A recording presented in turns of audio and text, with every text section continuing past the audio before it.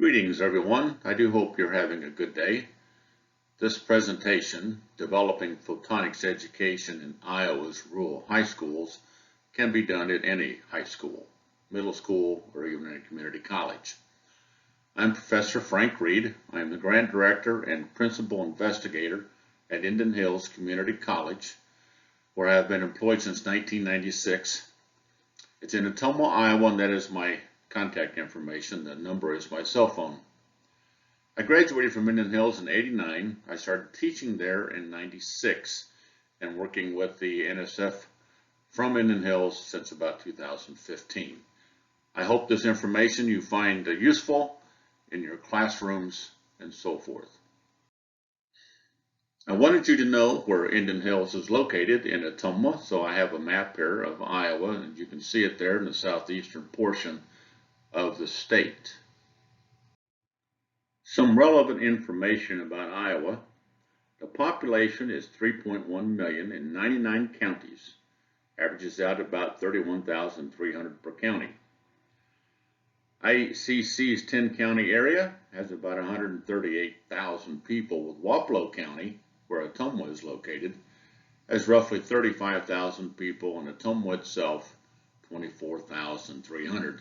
So you can see this is a rural area. Ottumwa is a small city, large town. Indian Hills Community College's Laser and Optics Technology program began in 1985. The first graduating class was 1987. It's a 21-month program, and we have averaged about 20 graduates per year since that first graduating class. Our students come from all over the United States. The graduates, though, receive 8 to 10 job interviews and 4 to 5 job offers. The average starting wage for our 2020 graduates was around $62,000. Indian Hills understands the national demand for laser and optics, or photonics, technicians, and we seek to increase the supply across the U.S. To add more information to Indian Hills Laser and Optics Technology program, the 5-year rolling average for starting salaries is shown in the graph below. The trend line starts around $50,000 and ends at $60,000. This is information that we keep track of on a yearly basis. This gives an approximate salary increase in 5 years of 20%. The 2020 salary range was $52,000 to $70,000. The education investment for this program is around $30,000. So they can invest $30,000 and get $60,000 in return. The U.S. needs photonic technicians, bunches of them. To continue the introduction, in 2018, the National Science Foundation Advanced Technology Education Grant for Project Developing Photonics Education in Iowa's Rural High Schools was awarded to Indian Hills. It's a 4-year mission to bring educational programming to the high-growth, high-demand field of photonics, remember that's lasers and optics, to a population that's rarely afforded such opportunities. Rural Iowa high school students and teachers, or really any rural area of any state. Our goal number 1 is to increase the number of rural Iowa high school students in the photonics technician pipeline. Also, we wanted to develop relationships with rural Iowa secondary schools and homeschool groups to build sustainability. The course that's being developed for high school teaching is Indian Hills' Photonics Fundamental course we call LEO 102. It is a 3-credit course with lecture and hands-on labs. The labs are emphasized. This is the foundation for the High School Photonics Fundamentals dual-credit hybrid course. We'll talk about hybrid later, which is the focus of this presentation. This course may be used in community colleges, high schools, and easily adapted to middle schools. Since we are trying to create laser and optics technicians, let's talk about what they do. First, what is photonics? What is lasers and optics? Well, it's the study of laser light and how it reacts with and influences materials, both organic, humans, and inorganic, such as metals. Photonics techs, what do? They build, they test, they maintain, they repair lasers, optical and fiber optic equipment, the application systems, they install those and test them, plus they utilize any type of related equipment such as spectrometers and interferometers. The demand for photonics technicians in the U.S., the supply is 20% of the demand. So we only supply 2 out of 10 that's needed.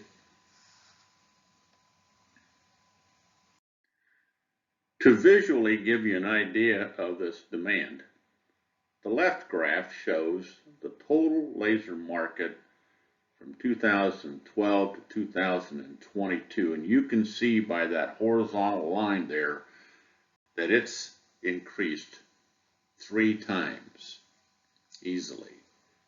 The right graph just shows the amount of growth in the next 5 years from 2020 to 2025. And here again, you're seeing it's over twice as much. So this demand is huge in the United States, and we need photonics technicians to come out of every high school and college in the United States. So where do Indian Hills laser and optic technicians go to work, and what do? Well, they've been hired by over 140 companies in more than 40 states and 2 European countries, Sweden and Germany. They work in these sectors and the related areas, but of course not limited to these. Manufacturing, for instance, material processing and 3D printing. Military, aerospace and drones. Medical, biosciences, we are all interested in that area. Research and development, nanotechnology, and very high-powered laser systems. And communication and entertainment, fiber optics. Before I begin talking about course materials, let me also add that I know Indian Hills lasers and optics technicians go to work in all those areas, but so do all laser and optics technicians, not just the one from Indian Hills.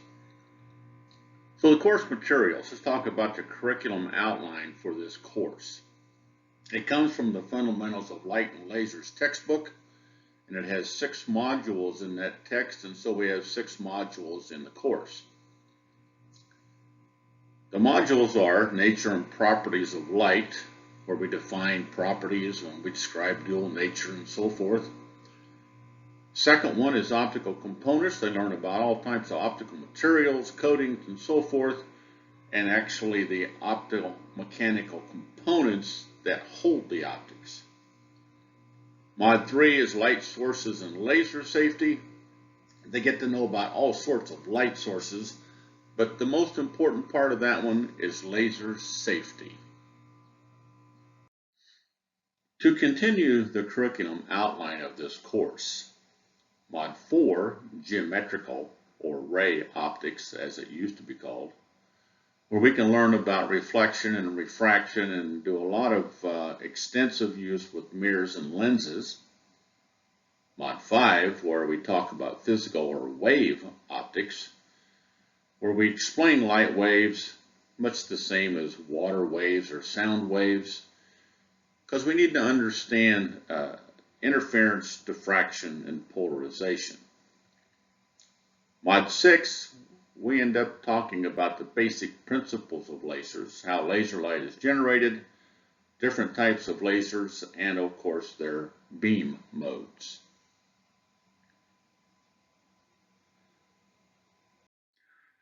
This slide shows 5 different textbook, booklets, or pamphlets that you may use. Of course, we've talked about the textbook, The Fundamentals of Light and Lasers, but the rest of them are also available for you at that website shown there in blue. It's lasertech.org.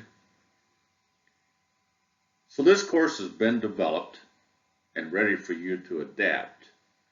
Of course, if you have any questions or if you need any assistance, all you need to do is contact me and I'll do the best I can to help you infuse this into an existing course or to create a separate course.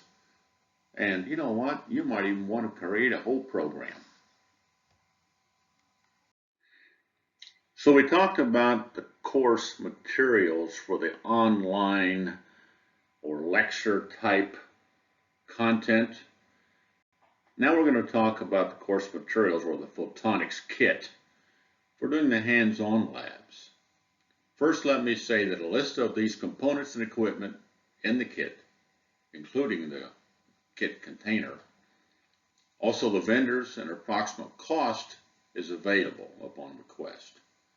To give you an idea of the size, it's 25.75 by 15.75 by 9.0 inches, and it weighs approximately 35 pounds. I move these around all the time. It's not that difficult, but they're not small. The next few slides will show you the inside of the kit and also identify all the components. I'm not going to read every one of these, but we have an optical breadboard and we have small boxes to hold all the small components.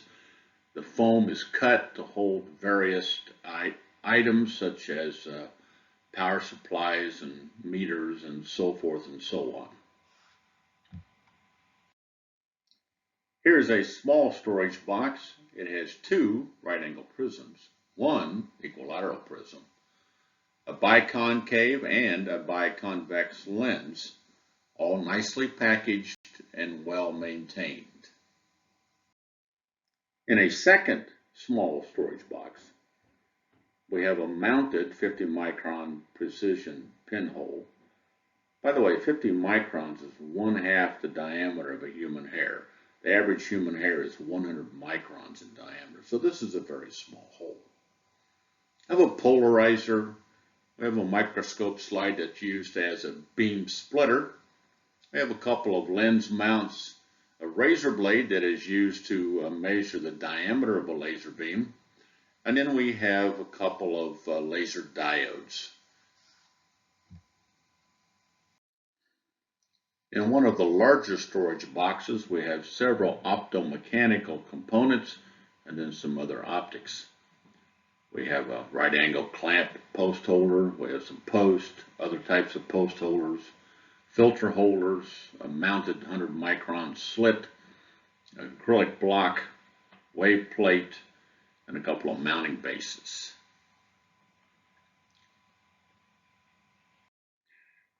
In the other large storage box, you can see there's a whole bunch of stuff in here. Kinematic mirror mounts, actual wrenches to be used, hex wrenches, some mounting hardware, a flashlight for inspection, a laser mount, some index cards, polarizers, filters, diffraction gratings, and of course we need to rotate some of these things. We have rotation mounts also. Now that we have removed all the storage boxes, you can see what's left in the bottom of the kit case. And on the far left there, it says all equipment documentation. Very, very important. A lot of questions and different things in labs about each of the components. A couple of AC power cords with a base for mounting the detector. There you see the photometer. We'll see better pictures of it later.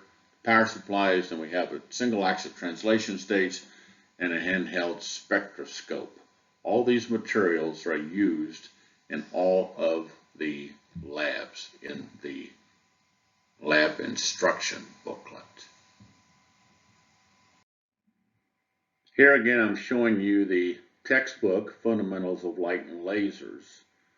All the labs in that textbook can be done by the Photonics kit with lab instructions. On the right there you see the Photonics lab instructions. Let me say something about this kit. There are 30 different labs in the lab instruction booklet. It may do and can do all 30 of those labs. To compare it to some of the very high-priced, I'm talking $10,000, $15,000 kits, they only do maybe 12, 15 labs. They're very specific. This is a very good kit, a very good textbook, a very good Photonics lab instruction booklet, all around for doing what it's intended to do. And it teaches pretty deep in the fundamental area. So what is the course pedagogy or method of educating these students? It's a hybrid class, meaning it's both online and in person. In each of the 6 modules for the online portion, there are introductory videos and instructions about what to do. Of course, the syllabus there and the course schedule is included and so forth. The module presentation, take the first one, Nature and Properties of Light. There's a PowerPoint presentation over that module, which also includes an audio of that and the transcripts for that one. So each of these modules have these. Also included are the lab instructions for each module.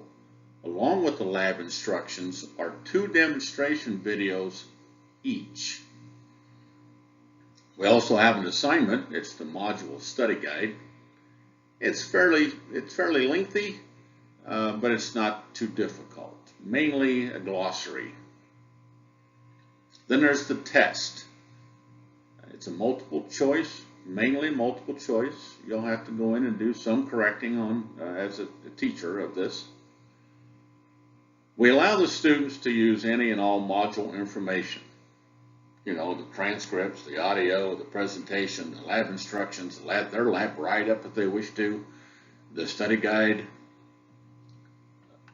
But the modules test are all limited in time. You don't get 4 or 5 hours to take each of these tests. So that means that the young people, older people, the students need to know what they're going to be tested on. To continue talking about the hybrid, we'll talk about the live or face-to-face part of this. These photonics kits are given to the high schools for student use during the course. Now remember, the online portion, they can do anywhere. All they have to do is keep up with the course schedule. They can do it at home. They can go to Florida on the beach and do it if they want to. All they need is Wi-Fi access. This live portion, the photonics kits are kept at the high school for security reasons. So the rural Iowa high schools that are in this program, or have been, I do weekly and or monthly visits, sometimes a couple of times a week, where I can speak with the high school counselor, and mainly the students, of course, and the facilitator / teacher, etc. So the live portion, the face-to-face portion, took a big hit with the effects of, and now we're going to talk about coping with COVID. Teaching is always an adventure, is it not? Well, the high school shut down and went virtual. This course was already online, so it was semi-virtual. I designed more face-to-face, if you will, Blackboard Collaborate sessions. It's just like a Zoom session. I was unable to do live visits. The students could not access the lab kits as they were secured at their high school. Well, some time ago, I had developed an online course that was non-hands-on labs. Thought about it and resurrected that method for labs of this course during COVID. Sort of an early interactive method, if you will. What that means is I took each lab video, and remember there's 2 per lab, and I watched them closely to develop questions that can only be answered when the lab was viewed, when the lab video was viewed. I created approximately 10 questions per lab to establish a basis for their lab write-up. Also, the lab instructions were massaged some to fit a virtual lab write-up. In the end, the students thought this was a good alternative, but of course, they liked the hands-on better, and who wouldn't? Now I'm going to talk about some results, ongoing, and the future. As you can see in these 6 pictures, it represents 5 different high schools because Davis County High School did both years. Each of these schools are rural. They're in little bitty towns, 8,000 people, 6,000 people or less. And North Mahaska's probably got 3,000 people. So it was very important to these young men and women to be able to do this. And the feedback we received was very positive.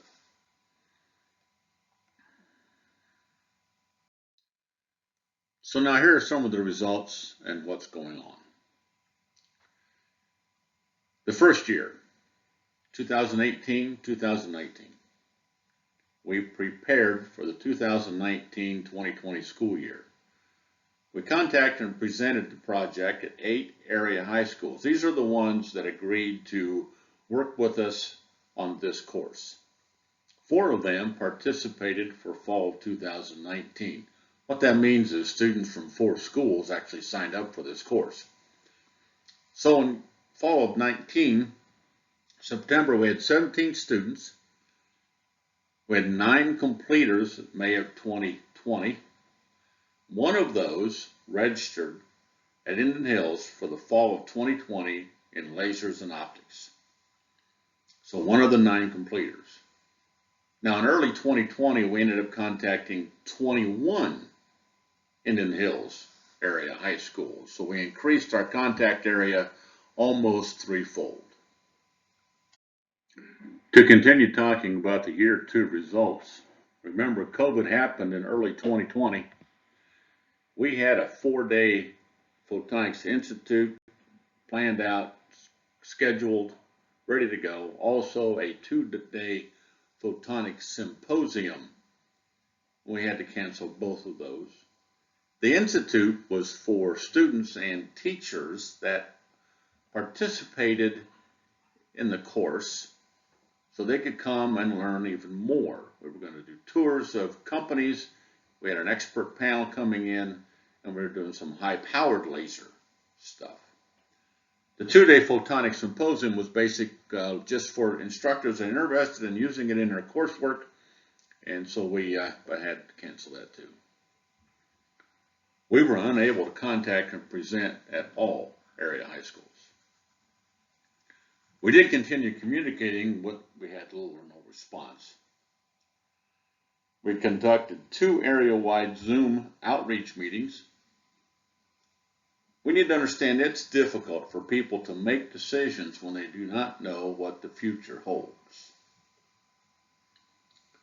2 high schools did respond with 3 students registering. That was Davis County High School and North Mahaska High School.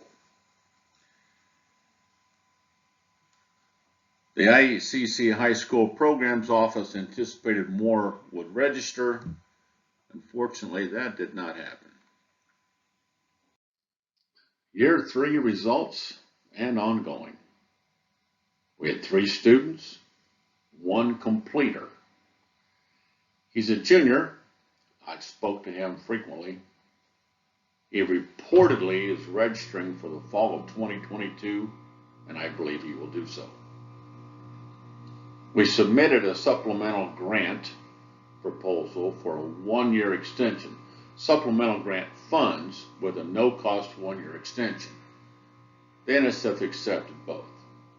Because of COVID, it eliminated the effectiveness of what we were doing. In early 2021, we contacted and are continuing to do so 39 Great Prairie Area Education Association of Iowa high schools. That's all of southeast Iowa. We also contacted 8 greater Des Moines area high schools. I actually live in West Des Moines. We requested expansion rights in the metropolitan area, and NSF allowed that also. So now we contacted 47. We more than doubled how many we contacted the year before. COVID is still influencing what's going on in high schools, as the GPAEA high schools did not permit career days, and they did not permit career days in Des Moines area. This statement here combined Photonics Fundamentals 1 and 2 to equal IACC's LEO 102. We were teaching a class a semester at a time at the high schools based upon influence and input from teachers at the high schools. We combined the two to be like the LEO 102. So now we're offering that in the fall of 2021 and also in the spring of 2022. So the students can get it all done in one semester. We've also scheduled one Photonics Symposium and one Photonics Institute for the summer. If needed, we will expand to 2, depending on registration. Year 4, Eureka! Spring of 2022 school year. We have one high school that is dedicated one class period and one teacher/facilitator to teach LEO 102. I will be the primary for the project's sake, and so forth. They have 18 students registered for this and 2 other IACC dual credit courses. Therefore, it is assumed or hoped the majority of these students will register for IACC's laser and optics program. We're really hopeful, we're really looking forward to this, and the project actually ends in May of 2022. In summary, Indian Hills Community College in a small city in rural Iowa, Ottumwa, as a premier laser and optics technology program. One of our bylines, those that want a job, get a job. The National Science Foundation granted funds to Indian Hills to develop and conduct a photonics or laser and optics fundamentals dual credit high school course. The demand for these technicians is 5 times the supply. To date, there have been 20 students registered with 10 completers. 2 have registered for IACC. 18 have registered for the upcoming 2021-2022 school year. What with COVID-19 happening in the middle of this grant's lifetime, the outlook is good for sustainability. Thank you for your attention. I hope you enjoyed this presentation. Let me know if you did, or even if you didn't. Please email me with your questions and comments, or feel free to give me a call. I'll try to do the best I can by you at any time. Once again, thank you.